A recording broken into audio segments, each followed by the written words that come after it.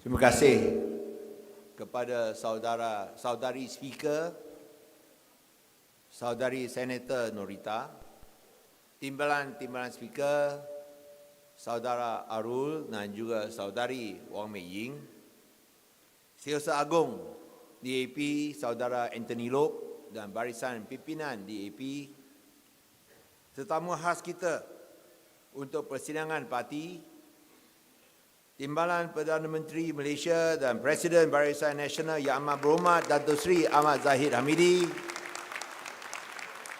dan rombongannya Datuk Seri Zambiri, Datuk Ashraf, Datuk Syarka yang buat kali pertama menghadiri persidangan parti DAP. Selamat datang. Juga daripada PKR, kawan baik, kawan lama kita yang diketuai oleh Timbalan Presiden, Yang Berhormat Saudara Muhammad Rafizi Ramli, Naib Presiden PKR, yang juga Menteri Besar Negeri Selangor, Yang Amat Berhormat Datuk Seri Amiruddin Syari, dan juga ahli rombongannya, dan juga tidak lain tidak bukan kita punya kawan rapat dan mesra daripada Parti Amanah Negara, Mak Sabu, Presiden Parti Amanah, juga saudara Ustaz Mujahid dan saudara Ali dan ahli rombongannya, dan yang paling penting juga ahli-ahli, dan kita tidak lupa tentang pemimpin veteran yang utama untuk parti DAP, iaitu saudara Tan Sri Lim Kit Siang.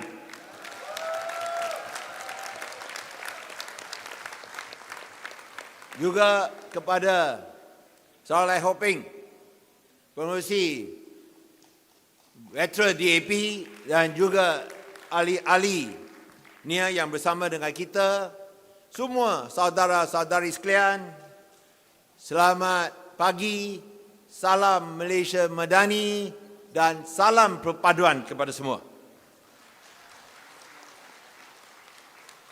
Saudari-saudari gelap, Wanakum. 各位亲爱的同志，大家早上好。Saya nak mula dengan mengaluk-alukan kehadiran Yang Amat Berhormat Timbalan Perdana Menteri Malaysia, yang juga Presiden Barisan Nasional dan UMNO, Datuk Seri Ahmad Zahid Hamidi dan rombongannya. Beliau mencipta sejarah hari ini kerana buat kali pertama menghadiri sebagai rakan seperjuangan dalam persidangan kebangsaan parti DAP. Sekiranya ini berlaku setahun lepas, memang tak akan diduga. Tetapi demi menjunjung titah Tuanku Yang di-Pertuan Agong agar sebuah kerajaan perpaduan ditubuhkan selepas PRU yang ke-15 untuk jaga rakyat dan negara, maka kita kini bersama. Daripada lawan jadi kawan, asalkan rakyat boleh senang. Itulah tanggungjawab kita bersama.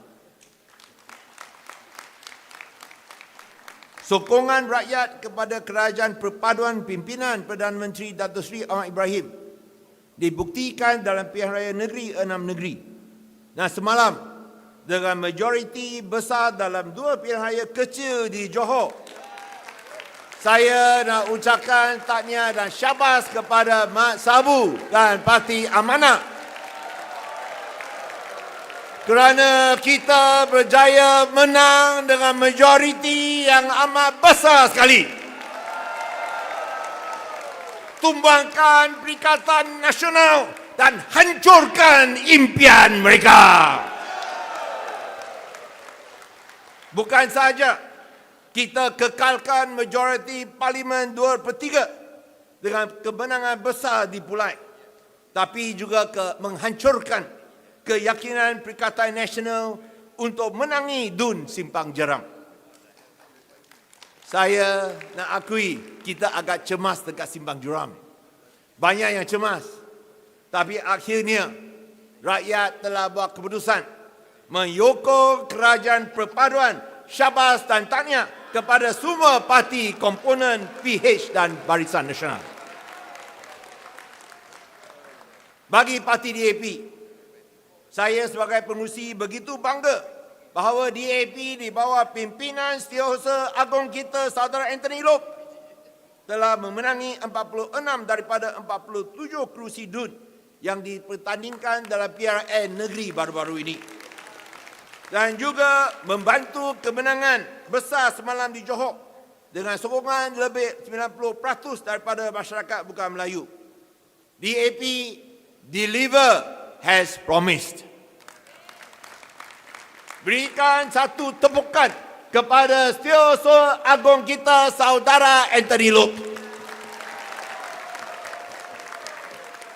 Tentu sekali Perikatan Nasional sebagai pakar fitnah akan memutarbelikan kekalahan mereka sebagai satu kemenangan kerana undi mereka dah bertambah. Saya nak ingatkan Perikatan Nasional, mereka pernah sebut PRN 6 negeri adalah referendum rakyat terhadap pimpinan Perdana Menteri Datuk Seri Anwar Ibrahim.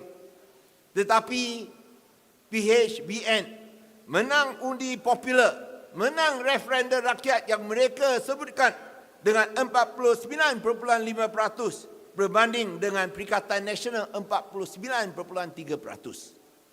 Perkara pokoknya ialah rakyat Malaysia tolak Perikatan Nasional dan kita harus bina kemenangan di Johor sebagai satu landasan untuk menangi balik semula kawasan Perikatan Nasional. Kita tidak akan terikut-ikut dengan permainan kotor politik parti lawan yang memainkan sentimen kaum dan ekstremisme. Kita harus mendedahkan politik fitnah, adu domba, kebencian, momokan dan ugutan yang memecah belahkan rakyat tanpa manfaat kepada sesiapa pun. Jangan percaya juga serigala politik yang bertopengkan negarawan berprinsip atau orang muda yang mendukung politik lama dan yang penuh dengan hasad dengki semata-mata nak balas dendam. Ingat, rakyat sokong kerajaan perpaduan kerana mahu kerajaan berbilang bangsa yang berkhidmat dan jaga semua tanpa kira kaum dan agama. Itulah aspirasi semua rakyat daripada semenanjung Malaysia, Sabah dan Sarawak. Malaysia milikkan kita semua yang lahir di sini, besar di sini, kerja, membayar cukai, berumah tangga dan hidup di sini. Rakyat sokong kerajaan perpaduan kerana mahukan kestabilan politik agar berikan tumpuan kepada ekonomi dan kesejahteraan rakyat. Cukup-cukuplah berpolitik. Sekarang lihatlah siapa yang membolehkan rakyat boleh hidup lebih senang. Rakyat sokong kerajaan perpaduan yang cekap uruskan ekonomi dan kos sara hidup. Takkan rakyat nak jadi mundur macam negeri-negeri yang ditakbirkan mereka sampai air bersih pun tak ada. Jangan lupa prestasi gagal kerajaan Perikatan Nasional yang membelanjakan 530 bilion ringgit tetapi rakyat masih kena kibarkan bendera putih.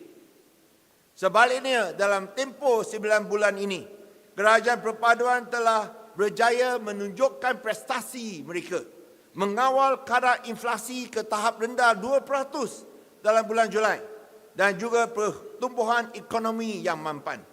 Bagi mengurangkan kos pinjaman, kita harap Bank Negara boleh mempertimbangkan penurunan OPR, Overnight Policy Rate, pada masa kelak memandang inflasi kini terkawal.